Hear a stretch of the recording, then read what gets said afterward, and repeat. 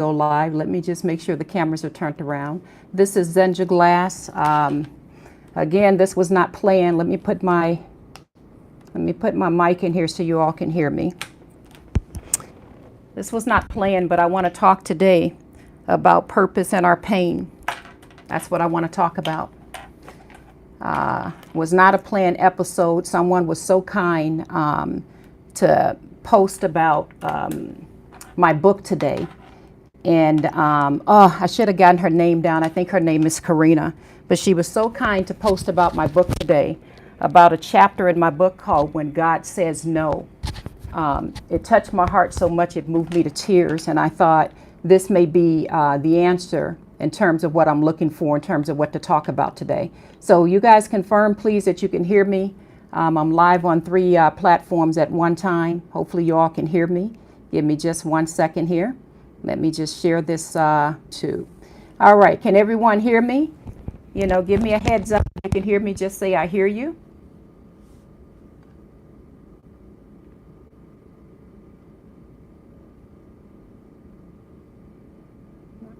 Can everyone hear me? Okay, so I see my Instagram followers saying they can hear me, and I see my YouTube followers saying they can hear.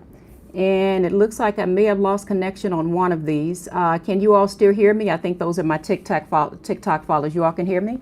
So this wasn't planned today. I want to switch things up a little bit and start having conversations with you guys about a few things. When I have my mentorship sessions, which is twice a week on Mondays and Wednesdays, I meet with the people that are part of my mentorship program. What I've done is the first part of it, I do sort of a little lesson. And this week is the first time I mixed it up where halfway through the lesson, I open it up completely for everyone to have a discussion. So I know I'm not able to do it exactly this way on this platform because you all are not on a sort of a call with me where I can see your faces. But I'm hoping that we can have a little bit of back and forth. I want to talk a little bit today about the purpose in our pain. Purpose in our pain.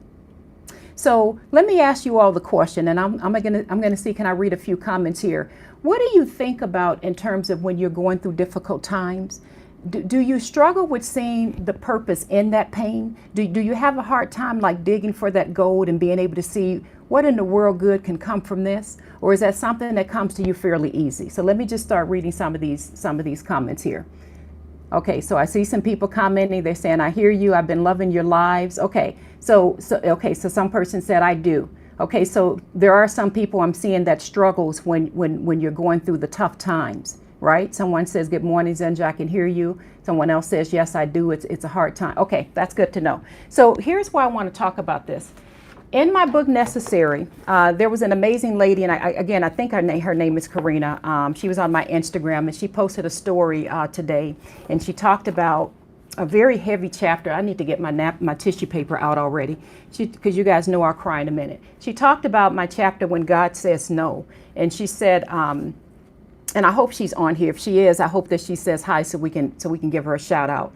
But she talked about how that chapter just really touched her heart, because of course we automatically think that when God says no, we automatically say, well, he's still our God, we're still going to serve him, right? I want to read to you a little bit about what I was going through in that chapter, because I think sometimes it's so easy for us to say that, yeah, we're going to trust in God in everything that happens and everything we go through. But when we go through it, sometimes it's hard to find him in it.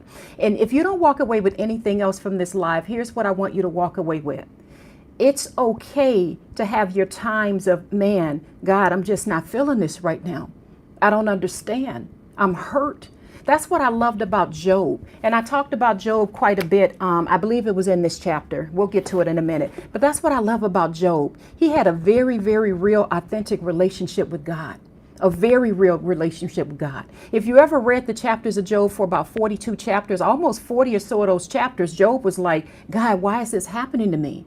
You know, what happened to my livestock? What happened to my family? What happened to this? What happened to that? Job was doing really, really well. But he had such a a real relationship with God. And it's amazing at the end of those chapters, in chapter, I think it's like 41 and 42, it's amazing at the end how God stepped in. And God actually rebuked his three friends that were with him. A lot of people don't know in the book of Job, a lot of it is his three friends talking to him. And really, they were not telling him what was right about God. Because basically they were saying, now listen to this. I'm going somewhere. I'm not trying to turn this into a full out Bible study. But what they were saying was, you must have done something wrong for all of this mess to be happening to you. That's the basic summation of what I can give of what Job's three friends were telling him. All three of them. One of their names started with an E. I think it was Elias or something. Another one started with a B. But you can look through the chapters and see. So they were looking at, there's got to be some reason why you're going through this. You did something wrong. You're being punished. And that's pretty much what they were saying to him for like 30-something chapters. Go in there and read it yourself. Now, that very last friend, which was a really young man, he came in out of nowhere and just checked them all and said, look, you guys ain't speaking what's right. So if you read Job chapter, I want to say 41 or 42, when God finally spoke, he actually ended up having Job having to pray for his friends. I'm going somewhere with this. He had Job had to pray for his friends because his friends hadn't spoken what was right. So you may say, well, Z, where are you going with all this? Here's where I'm going. Sometimes God says no. And sometimes he takes us through these journeys and these pathways and these seasons in life. And it may have little to nothing to do. Sometimes it is him, correcting us, but it may have little to nothing to do in terms of us doing something wrong. Sometimes we're simply following that pathway and that journey that we need to go through. And so I want to talk about when God says no in chapter 22. Let me read a few of these a few of these messages. Someone says, yes, it's hard sometimes, but I know the Lord is with me. Amen. Someone says, I started following you last year on Instagram. So happy to have you here. I'm so glad to hear that, baby. Lakeisha says she's studying the book of Job. I absolutely love that. Love that, Lakeisha. So let's talk a little bit. So in Necessary chapter 22, I just want to read a little bit. First, I'm going to start off with chapter 22 with the first part. I'm going to skip through my affirmation. But I want you guys to realize when I wrote this chapter, many of you who all have my book Necessary probably were not aware the very next chapter is when I wrote about the death of my son. So it starts off saying, what happens when God says no? Can he still be your God? Can he still be your God when you didn't get what you wanted? Can he still be your God when life didn't turn out the way you expected? Will you still call on him when your heart has been broken? Or is he only your God during the good seasons? I ask you these questions because I had to ask myself these same questions when I was facing some of the greatest storms of my life. I had to decide if he would be God of my life in my good seasons. I had to decide if he would only be God of my life in my good seasons, or would he remain my God when I was in the fires and didn't feel his presence at all? Now listen to this, you all. There were times in my life when I cried out to God day and night and heard absolutely nothing. For those who have followed along, I'm reading Necessary, page 252. After hours and hours of pleading for a word from him, he said absolutely nothing. I recall two specific prayers that triumphed over all the others. I prayed and prayed and prayed from the depth of my soul for God to step in, change the situations, and answer yes. Day after day, week after week, and month after month, and year after year. Excuse me. I laid my prayer request before God, and he still said no. How can a loving God say no when it's so easy to say yes? How can my only God withhold from me what I cried out for day and night? I pleaded with him to show up and change my circumstances, to heal my child, to fix other areas of my life that seemed to be falling apart, but they remain unchanged. I prayed and worshiped God in song and prayer, but in return, he didn't change his answer. He still said no. Now I'm going somewhere with this, because I'm going to leave you on a high note. And I'm trying my best. I pray to God, God, please speak through me. I pray to God this is reaching someone who is in that stage where you're feeling like, God, where are you? Where's the purpose at in this pain? Like, are you not hearing me? How is it that you can answer no? Don't you always say yes? because that's the stage that I was in that moment. I think it takes someone to have gone through it to be able to talk about it. So don't get hung up right now on where I just left off, which is the fact that I prayed over and over and over and he said no. Just keep following and keep listening. I see a whole lot of comments coming through. Says I'm crying listening to this. Hello, Z. I was just reading Job 31. Amen. Someone says, mercy, Lord, I need to hear from you. Okay, I'm seeing a whole lot of messages. Okay, let me keep reading because it doesn't end there. I'm reading my book, Necessary, for those who are asking. I see it. Okay, for those who are asking. Yes, Necessary is available on Amazon worldwide as a paperback or on my website at zenjaglass.com, the audiobook. But let me keep reading. I waited patiently for years for God to show up and change my circumstances. But instead, he insisted on just changing me. My God. Can I please read that one more time? I waited patiently for years for God to show up and change my circumstances. But instead, he insisted on just changing me. Why would he focus on molding me when my circumstances are what needed to change? Why couldn't he just say yes? Of all the yeses he'd given in the past, why couldn't he just say yes to what mattered most to me? So I pondered the questions. Where is God? And most importantly, can he still be my God? I recall the story of the Apostle Paul, who cried out to God to remove a painful thorn from his side, but God said no. Paul said, to keep me from becoming conceited, I was given a thorn in my flesh, a messenger of Satan to torment me. And I'm quoting this, by the way. 3 times I pleaded with the Lord to take it away from me, but he said to me, my grace is sufficient. My grace is sufficient for you, for my power is made perfect in weakness. That's 2 Corinthians 12, 7 through 9. Can someone write that down? I hope my stream didn't stop on this platform. So text, you can still hear me. If you can still hear me on the platform, because it looked like my stream may have stopped on one of them. But that's 2 Corinthians 12, 7 through 9. Can someone put that in? 2 Corinthians 12, 7 through 9. I recall the story of Jesus just before going to the cross saying, and I quote, Father, if thou be willing, remove this cup from me. Nevertheless, not my will, but thine be done. That's Luke 22, 42. That's the King James Version. Someone put that in. Luke 22, 42. God allowed the scriptures to be fulfilled and Jesus still went to the cross. I recall Moses doing everything he could do to make God choose someone else to lead his people out of Egypt. But God said no. Moses said to the Lord, and I'm quoting, please, Lord, I've never been eloquent, neither recently nor in the past, nor since you have spoken to your servant, for I am slow of speech and slow of tongue. That's Exodus 4:10. God still did not change his mind about appointing Moses to do what he was commanded to do. Sometimes God says no. Period. Can we change his heart? Yes, if that is his will. I believe in the power of prayer and intercession, and I know that we're able to move the heart of God. I know that. But sometimes, I'm on page 254 for those who are following in my book, Necessary. But sometimes God says no. So I ask the question again, can he still be your God? Even if the answer is no. I wish I could lie to you and tell you that you will always receive every single thing you wish for, and you will never experience disappointments, trials, hardships in your entire life. After all, in Matthew 7, verse 7 through 8, someone write that down, the Bible teaches us that if we ask, we should receive. Am I right about that? Am I right?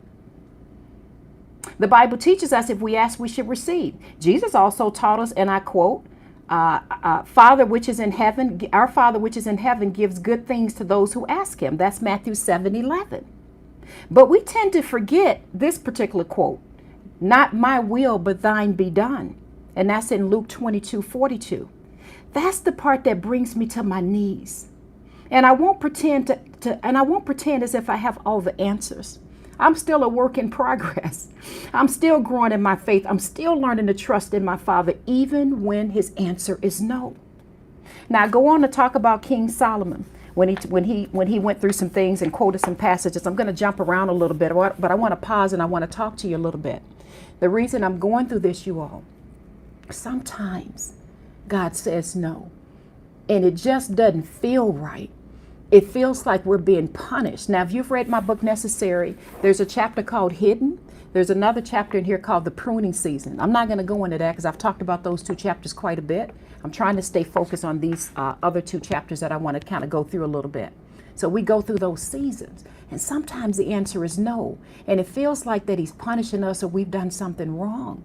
It feels like he's not with us, especially when over and over again you've been trying things and it hasn't quite worked out. Has anyone felt that way?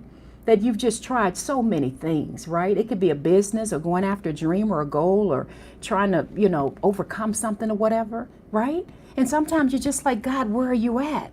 That's the stage that I was going through. And at that time, because I didn't understand, I thought him saying no to me meant he didn't love me. I'm going to see if somebody can catch what I just said. I thought all the pain that I was going through.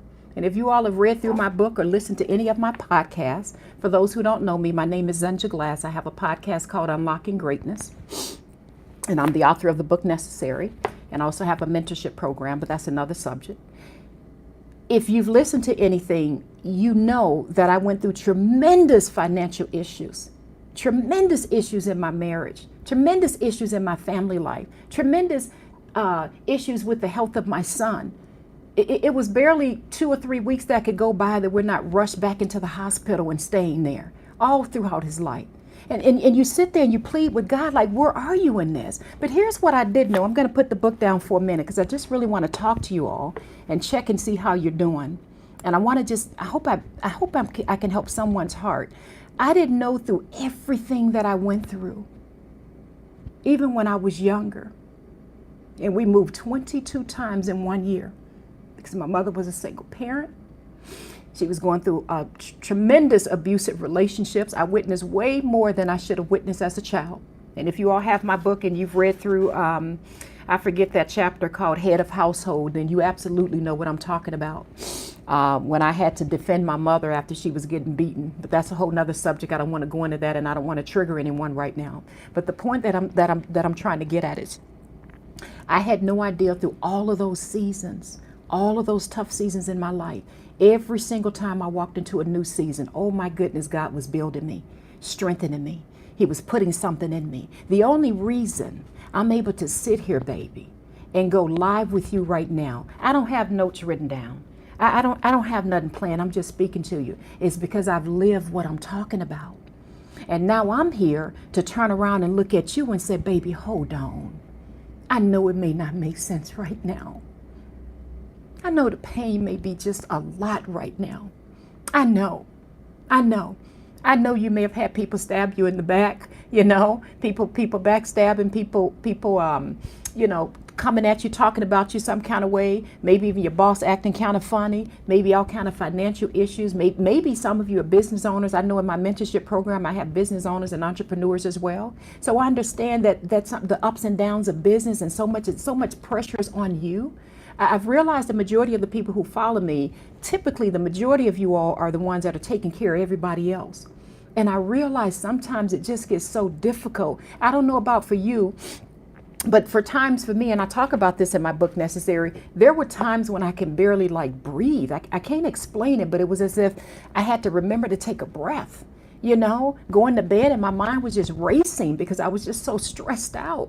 And I was trying to pray and go to church, and I love God, but I just wasn't seeing him show up in my life. Can anyone relate to that? Let me just see here. I'm reading some of the comments here.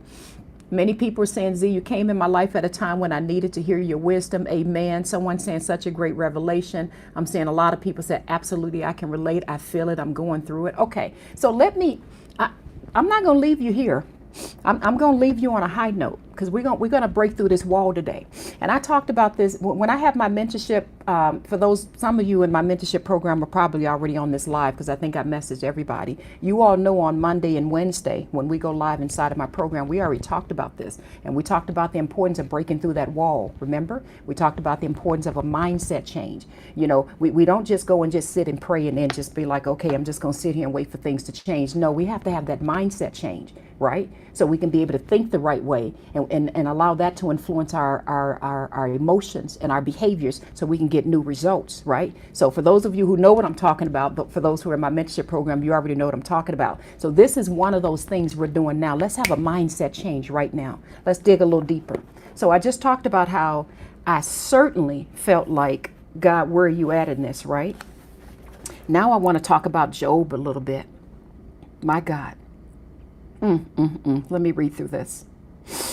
Woo. So let's look at how deep Job's relationship was with God. This is, and I'm on page 255 of my book, Necessary. I'm just trying to wonder how much should I read. Let me just start from the top. If you guys got to leave, just go ahead and leave, but I don't want to rush through this. Job taught us a valuable spiritual lesson that I pray we never forget. After all his suffering, losing dear family members, his finances coming to a ruin, while his friends and even his own wife, treated him unfairly, he said concerning the Lord, and I quote, "Though he slay me, yet will I trust in him." That's Job 13:15. Somebody put that in the notes. Job 13:15. I'm seeing people say, where can I get your book? It's available on Amazon, baby, worldwide. It's just called Necessary. Don't matter where you live at in the world, you'll be able to order it as a paperback, and it's on my website at zenjaglass.com. My mentorship program, as well as my audiobook, is available at zenjaglass.com if you want to go there and order it, baby. Let me keep reading it. Someone put Job 13:15 into the notes. Before we conclude on Job, we must also know that he kept a very real, honest, expressive relationship with God. He never cursed God, but he certainly got discouraged and angry for several chapters because he could not understand why all those calamities were happening to him. Can anyone relate to that? Now, I'm going to keep reading, but the reason I'm bringing up Job is I want you to capture something in this. Sometimes we feel that we can't go to God a certain kind of way, and we go in, let me just speak for myself. And I used to go in this little bit of a phony way. God, I love you. I worship you. I praise you. Even during the storms, I love. No, I had to get real in my relationship with him and say, where are you at? Search me and see if there's any offensive way in me. Show yourself to me. What's going on in this, God? You're the only God I got. I don't have another one. Where are you? I'm calling out to you day and night. And so if you read all 42 or so chapters of Job, that's what he was. Job just went hard. Job was just like, Job got to the point where he was like, I don't even want to say some of the things he said, but the day he was born, he was like, may that day be vanished from the earth. Job just went there. And you may think, ooh, you can't be like that with God. No, Job had a real relationship with him. A real relationship with him. Let's keep reading. Ooh, let me slow down. Page 255. And a special thanks to, I think her name's Karina. She's the one that posted my chapter on her, I think it was on her Instagram story today, and it touched me so much. I said, oh my goodness, she's given me such a gift. I'm going to talk about this today. So big shout out to you, Karina. I think that's her name. I pray I'm saying it right. So this is why I love Job. He kept it real, as some of us might say. He had a genuine, authentic relationship with God, and he didn't pretend he was happy about all that happened to him. He sincerely loved God, but he was also honest about his feelings as he went through his challenges. This is what made their relationship so intimate and secure. And I can't help but wonder what lessons we're to learn from those 42 chapters of the book of Job. In Job 10, verse 3, this is what Job said to God, and I quote, "Does it please you to oppress me, to spurn the work of your hands?" In Job 13, verse 3, he said, "But I desire to speak to the Almighty and to argue my case with God." Now, he was a little arrogant, and God did later rebuke him on that, but let's just keep going. And that was Job. In Job 12:4, he says, "I have become a laughing stock to my friends. Though I called on God and he answered me, a mere laughing stock, though righteous and blameless." In Job 19, verse 7, he said to God, "Behold, I cry out of wrong, but I am not heard." Anybody feel that? I cry aloud, but there's no judgment. Now, I'm not going to leave you low, so stay with me. Stay with me. I'm just taking you through the deep, deep, deep valley that not only I went through, but Job went through. But watch what happens with this. Job went through a lot in those 42 chapters, and I encourage you to read it all. So let me keep going. As a side note, let me keep reading. Job went through a lot in those 42 chapters, and I encourage you to read it all when you have time. He also did not get the best advice from his friends, who basically accused him of doing something wrong to deserve that punishment from God. The Lord was later angry with those friends for giving unwise counsel, but Job prayed for them and they were forgiven in Job 42, verse 7 through 9. As a side note, when we experience difficult seasons in our lives, it does not always mean we did something wrong or didn't pray hard enough. I've had some people say that to me in the past. You need to pray harder, right? And so on. That's why you got to be careful who you seek advice from in turbulent times. Please be wise and seek godly counsel. That's Proverbs 19:20. And believe not every spirit, but try the spirits to see whether they are of God. That's 1 John 4:1. Someone write that down for me. The bottom line is this. God said no to Job for nearly 42 chapters. So let's just let that soak in. For nearly 42 chapters, God sat there and listened to what Job was saying and still said no. And all along, now here's the part I'm lifting you up. God had a plan. A grand plan that no one could see at the time.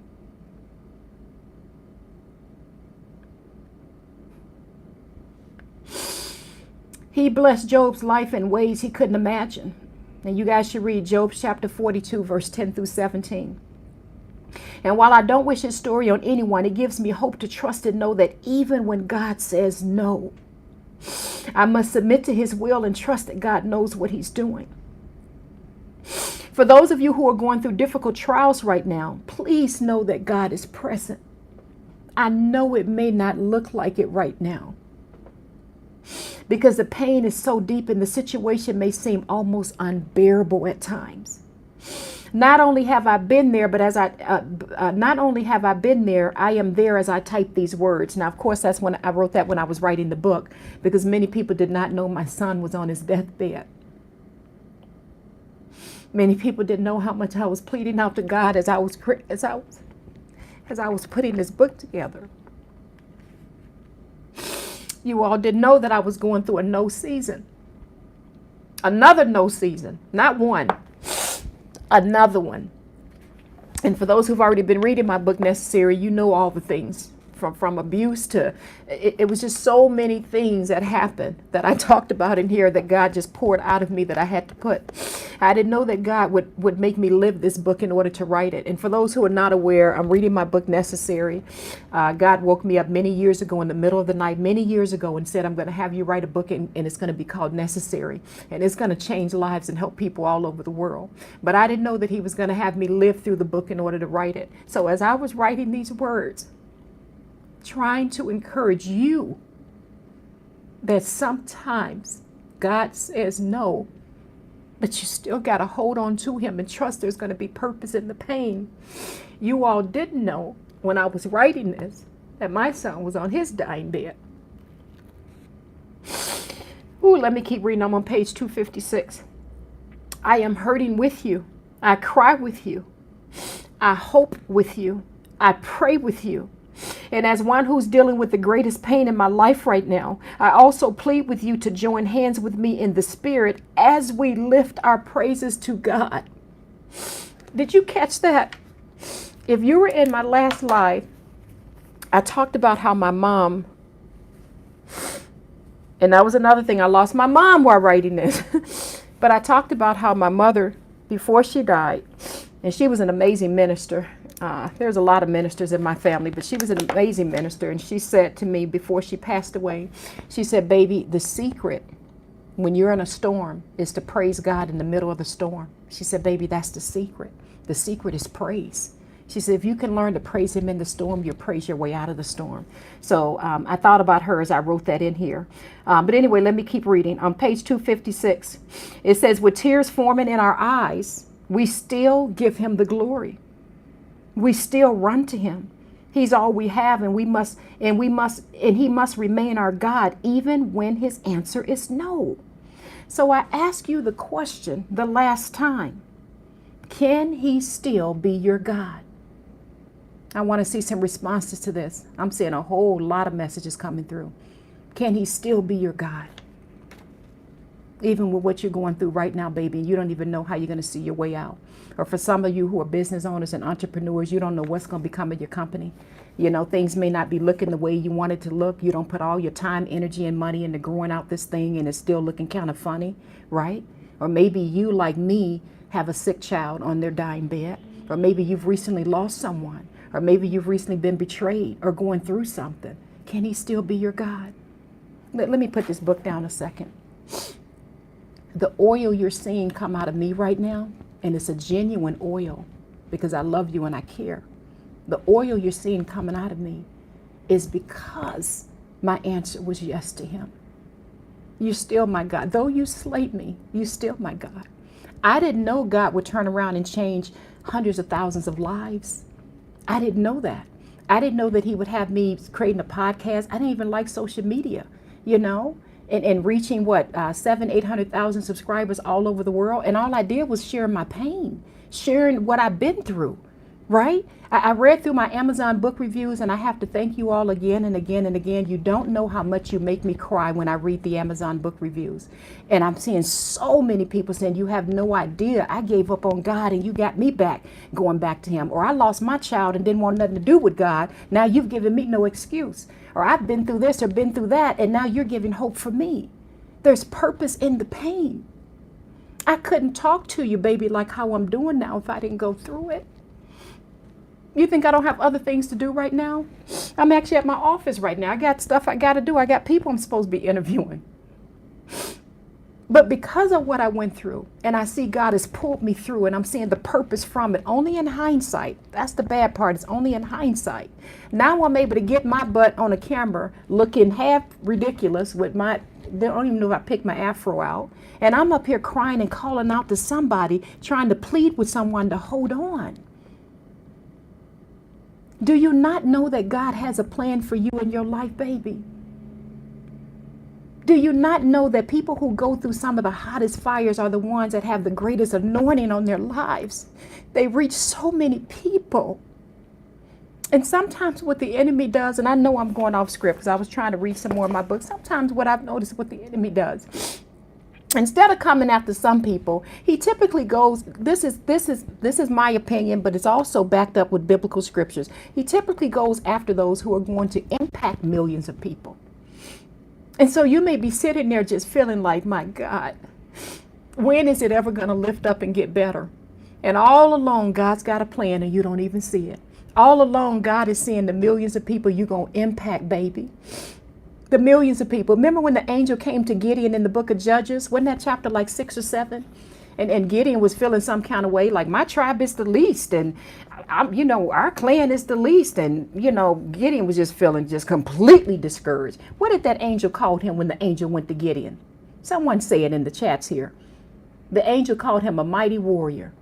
The angel, the Lord wasn't looking at who he was in that moment. That's why there's got to be this mindset change. It's not just a spiritual change, it's a mindset change. Let me teach you one thing, and I'm going left field, and you guys know me. I'll go left field and come back. I wasn't trying to turn this into a mentorship session, but let me go there for 1 second. Every Monday and Wednesday, when I do meet with the people in my mentorship program, one of the things I teach them is to spend about 4 minutes on being on the other side of the mountain. And what that means is, sit down and spend some time visualizing where God is taking you.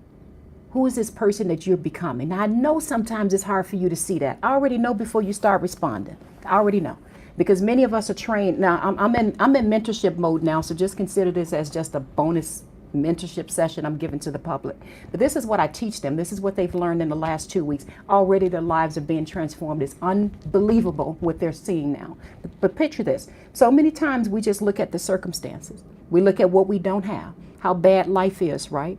Our situations, who talked about us, who ain't supporting us. That's a big one I get a lot. I don't have any support. I don't have any help, right? I get that one a lot. And the other one I get a lot is, I just don't have any money. Right? Or, things didn't work out, or things never work out for me. So many times we focus on looking here. And what do we end up doing? We end up going to God. We pray, right? Because we know to pray, right? We may read a few scriptures, right? And then we go into this what I call like a funk, right? We go into this, God, where in the world are you at? But baby, are you aware there needs to be a mindset change as well? And part of that mindset change is, what am I taking in and believing? And it's so scripture what I'm teaching to you. Call things that are not as though they are. Faith is sure what you hope for and certain what you don't see. We know those words, but I don't think we actually believe them. Or let me rephrase that. I don't think we know how to implement it into our lives. So I'm giving you like a little bit of a tip here. Part of that is you got to retrain that mind to think right.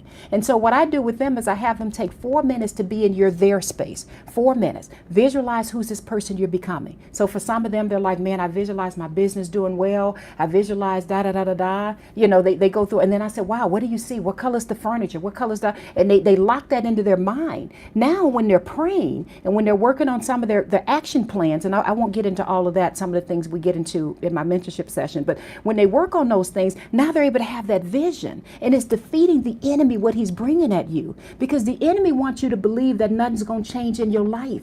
It's always been like this, and your focus needs to always be here on the circumstances. And what I'm trying to tell you, baby, is we don't start with the circumstances. Now, that's all I knew to do my whole life. So I'm not preaching at you. I'm just telling you how I was operating, and it was backwards. I used to always look at the circumstances, and I used to let the circumstances determine what's possible in my life. Ain't that how we do it? Is anyone listening to me? Okay, I see a whole lot of messages saying, my goodness, I have to change my mindset. Okay, good. So many of us, we look at the circumstances, like I don't have a lot of money, right? That means I can only do such and such. I can't start this business, or I can't do this, or I can't do that. I don't have any support, or things ain't never worked out, right? You're looking at the circumstances. And what I'm saying, baby, we don't do that no more. No, no, no, no, no. No, no, no, no, no. We call things that are not as though they are. And so that's one of the things that I talk about. And that's what this book really is all about. It's really a mindset change. It's a transformation. So you go deep with me into the mess I was in, but then you see me coming out of it, right? So when you take the focus off the circumstances, number one, you focus on God. Get yourself, please, into some scriptures and into some prayer, right? Go deep into that as best as you can, right? But number two is the mindset. Let me change my routines. Let me put some new routines and habits in place. And you may say, well, Z, that ain't going to change nothing. Yes, that is. Yes, that is. Because that's changing that whole subconscious mind. And the subconscious mind is where your feelings and emotions and all that stuff is at. And baby, when that changes, that's going to change your behaviors. That's going to change how you respond. So let me explain to you how I did that in this. When I was going through all of this, and especially feeling, God, where in the universe are you even at? I had to allow him to begin to work on me, not only in my spirit, but also in my mind in terms of a shift. And and that's what the next chapter, which that amazing lady, Karina, I think her name, who posted on her Instagram today, that's what I believe that she came to realize as well. In chapter 23, most people are shocked to know that that's the chapter about me losing my son. And in that chapter, I talked about how I'm not going to read it through now because I read it through a couple live streams ago, but I talked about how I didn't even want God to touch me. I loved him. I believed in him. I did. But I was like, I can't pray. I can't read my Bible. I'm so weak right now. How I don't even know how to embrace you. But I talked about how he stood there just patient with me, and how he began to embrace me, and how he began to show me the seasons of my life. And how everything I went through was necessary for the next season. And it was only in that revelation that I began to see, oh my gosh, there's been purpose in all of this pain. I'm able now to help other people. I'm able now to breathe life into other people by sharing what I went through and allowing God to use this pain for his good. Do you all know the amount of messages, hundreds and hundreds that we've received from people, probably thousands, from people who were considering, I'll just say, doing something with their life and decided, no, I'm not going to listen to the enemy and do that. I'm going to make the decision to continue living. Have you any idea how many messages we get from that? Have you any idea? Or how many people that feel like I just gave up and now I feel like there's hope? Do you understand that mindset change? First of all, that spiritual change and that mindset change is powerful. And baby, if you can learn to hold on, stay in the word, stay in prayer, but also look at how you're spending your day, your activities. What is it that you're doing? What are you feeding yourself? Spend a couple minutes every single day sitting with God. Now, if you read my book, you know that I talk a lot about that. There's a chapter called The Secret. Is it called The Secret Place or something like that? Where I talk about sitting with him and allowing him to take you on the other side of the mountain to see what's possible in your life. Now, here's the deal. I already know it's hard to do when you're going through it. I already know. Because you may be feeling like, well, Z, that sounds real good. But that actually even brings more pain because I ain't there yet. I get it. I get it. I get that. But I need for you to also understand the way the enemy works and the amount of lies that he feeds us. That's what I need for you to understand. He constantly is trying to feed lies and make us believe what's not real. Now go back and watch my other live that I did, a day or two ago. It should be on my, it's not on my YouTube yet. I'll put it up, but I know it's on my Instagram. But go back and listen to that other live I did when I read from chapter 1 called A Letter to the Enemy, part 1. And that was that chapter about, oh my God, you lie so well, you almost had me. I was believing everything you were telling me about my life, and I almost gave up. And I thought that God couldn't use me, and I thought things would never change in my life. And it's a letter to the enemy, basically calling him out. Because only when my eyes were open, I was able to see, oh my God, I spent so much time with negative thinking and believing all your lies. I never knew my overseer was there all along, watching over me, watching every step, orchestrating things and allowing me to get to certain points so he can turn around and use me. All of that mess I went through. I talked about some counterfeit gods I began to pick up and do. Some of the things that I began to turn to other than God when I felt, well, you ain't answering my prayer anyway. I may as well do some things that'll bring me pleasures. Now, you all know what I'm talking about if you've read my book. And I talked about how those counterfeit gods always disappoint us. They always end in disappointment, but it looks so good at the time. Oh, I wish I could keep talking to you guys. Oh, Lord, let me just finish this up. So where was I going with this? Chapter 22, gosh, I wish I could keep going with this. Chapter 22 and chapter 23 are two chapters that I want you all to read. And I want you to go through every passage that's in there and start going through the homework that's at the end of those chapters. There is purpose in the pain, even when we don't see it. There's purpose in the pain, you guys. Let me read some of these messages. How do I join your mentorship? Baby, you can just go to zenjaglass.com and it's right on there. There's two sections. One's for people seeking personal and professional development, and there's one for entrepreneurs and business owners, people that are already in business or looking to start a business. And so we meet twice a week on Mondays and Wednesdays, but you can just go there and sign up. I just opened it back up about a week and a half ago. My prayer has brought me here this moment. Truly, you're sent from God. Thank you, baby. Thank you, Zenja. I'm just going to read some messages.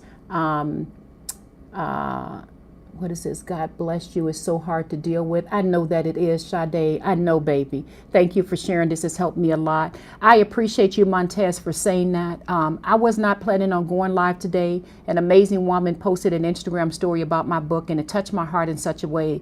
And God just moved so powerfully in me that you've got to get out there and talk to my people and check on them. You got to check on them to see how they're doing. You got to check on them. So that's why I'm doing this. Someone says I'm Muslim and we have the same mindset. I feel happy listening to you. Well, you are welcome, baby. I'm glad to have you on this live feed. Someone says, hold on, there's so many messages coming through across this. First time here, but I see you on TikTok all the time. Welcome, Vanessa. My podcast is Unlocking Greatness Podcast with Zenja Glass. You can pretty much find it anywhere. Apple, Google, Spotify, YouTube. It's all over the place, but thank you. For those who are asking, so I was reading from my book, Necessary. It's on Amazon as a paperback. The audiobook is on my website at zenjaglass.com, which is just my first and last name. The audiobook is there. Now, the video book used to be on there. People used to be able to buy the video book, but I have that now exclusively inside of my mentorship program because I love before we go live, my training is live with them. So I see everybody, their faces, like I see everybody when I'm doing a live training. But I love that I'm able to refer them to just watch a chapter. So the video book is no longer available for people to sell, but the audio book is on my site. But the video book is exclusively inside of my program. I'll continue to live. I'm not giving up. He almost had me. Then I saw Z and purchased the book Necessary. Cynthia, you're about to make me pass out. These are the kind of messages that we've gotten a lot. And so let me just park on that a minute. And Cynthia, thank you for being so vulnerable and sharing that. This is what I'm getting at when I say there's purpose in the pain. So listen to me carefully. I don't want you thinking that, she's on here to try to sell a book. This really is not the end game right here. The end game is, God, I got to let you use everything that you put me through. Everything that you put me through. I refuse to let any of it go to waste.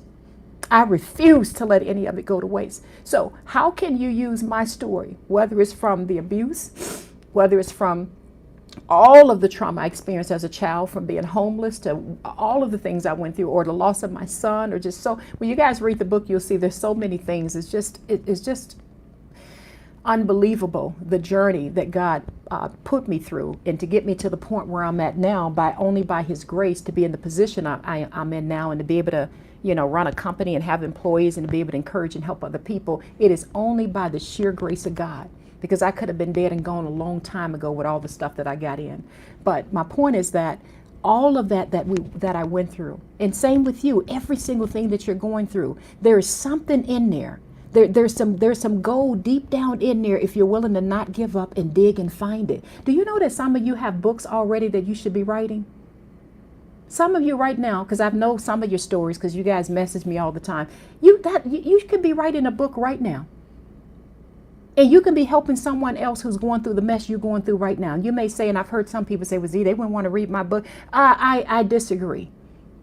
Some of you should have a podcast. I talked about that this Wednesday. Wednesdays when I meet with the business owners and entrepreneurs in my mentorship program. I have 2 different sections. Monday, I meet with people for personal and professional development. Wednesdays, I meet with business owners and entrepreneurs. We had probably one of the most amazing sessions. And in this most recent session, one of the things I talked to them about is, how are you growing your company? Like, how are you putting yourself out there? And I realized so many people are afraid to go online and even start a podcast. So Wednesday, I kind of walked them through how to start a podcast. I shared with them, what I use and what I do. And they found out how simple it was. Some of you have podcasts that you can be doing. And you may say, well, I don't know what to do with it. Even if you just have your cell phone, if you got a cell phone, you got a podcast right there in your hand. Record what God has put in your heart to say. Record your mess, whatever you're going through. Find a platform. There's many podcast platforms out there, and upload your audio. Voila, you got a podcast. You don't have to have all the expensive equipment and all the things that, some of us may have once we've been doing this for a while. But are you aware that your message and what you're going through right now, are you aware of the amount of people you can save or the amount of people you can help? Are you even aware of that? Are you aware that even your skill set, some of you, there was one lady Wednesday in my mentorship program. I don't want to go through details because I like to protect their privacy, but she's an amazing cook. And I was talking to her about, oh my gosh, she wants to get a cooking business off the ground. And I don't want to go through details, but let me talk in general. So many times we feel insecure about who we are or the services that we can offer. And all the time, God gave you those talents for a reason, baby. And we're sitting on it because, remember I talked about mindset? It's that mindset. Well, I don't have a lot of help. Well, I don't have a lot of money. Well, I ain't never done this before. Well, things ain't never really worked out for me. Well, where do I begin? You get my point? It's that mindset. That's why I talk so much in here about the enemy and how he operates and works, and how we have to turn around and use whatever that we went through in our life, turn around and use it for the good of God and for our good and the good of helping others. So make sure you read that chapter called A Letter to the Enemy Part 1. And at the end of the book is a surprise chapter. It's A Letter to the Enemy Part 2. And that's that chapter where I say, you've lost. You thought you won. Now, of course, this is after I lost my son. You thought you won, but you have lost this battle because I am just getting started. And if you think you're going to stop me now, and if you think that this is going to take me out because my heart is completely broken and on the floor and I can barely muster a prayer, you got another thing coming. That's why I'm coming to you guys with all of this firepower. That's why I'm doing this. And I know some of you are going through hard times, and I'm trying my best. I pray to God that you wake up and that you realize the battle is really in the spirit. I talked about that, I think, in my mentorship session on Monday. I think I went over Ephesians 6:12. Because I always start off with a little bit of a Bible study, and then I go into mentorship training. But Ephesians 6:12 is a good passage for you all to read, because it talks about everything is spiritual. It's not in the physical. We walk around thinking everything's in the physical, and it's really not. And I think on Wednesday, I talked with them about distractions, not being so easily distracted by everything comes our way. Oh my gosh, I can just go on and on and on about that. So anyway, I love you all. Let me read a few more of these comments. I pray this has helped you all. For those who are asking, my name is Zenja Glass. I'm reading from my book, Necessary. Yes, it's on Amazon worldwide as a paperback, and the audio book is on my website at zenjaglass.com, which is my first and last name. And for those who are asking, yes, that's where my mentorship program is as well. And yes, we meet twice a week for my mentorship group. Live training just like this. The only difference is we're on a call where I see everyone's faces, and pretty much so far everyone gets to talk, and we get to kind of work through situations and whatnot. Someone says, just don't know how to start. I wish I had some time to go there with you, Angel. I talked about that actually on Wednesday in one of my sessions. Someone has said those exact words. I would just say start from figuring out, first of all, who you are.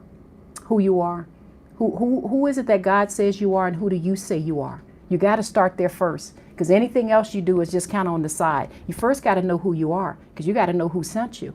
And is it even yours, right? Once you get that on straight, then you begin to really focus heavily on that mindset change of believing it, rehearsing that every day, spending them 4 minutes that I just talked to you about, spending at least 4 minutes a day. It don't have to be 4 minutes, but that's kind of what I tell the people in my mentorship program. Spend at least 4 minutes a day being in your finally moment. I call it a finally. Like finally, I'm debt free. Finally, I have my business up and going. Finally, my nonprofit is off the ground. And finally, I'm closer to God than I've ever felt in my life.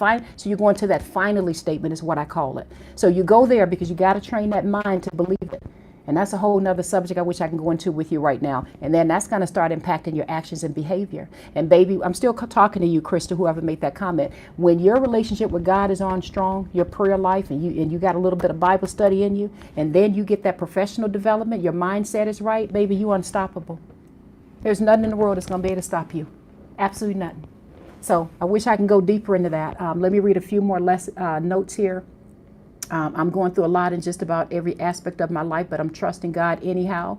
Amen. Amen. The enemy had planted a root of fear because I got so sick and suffered.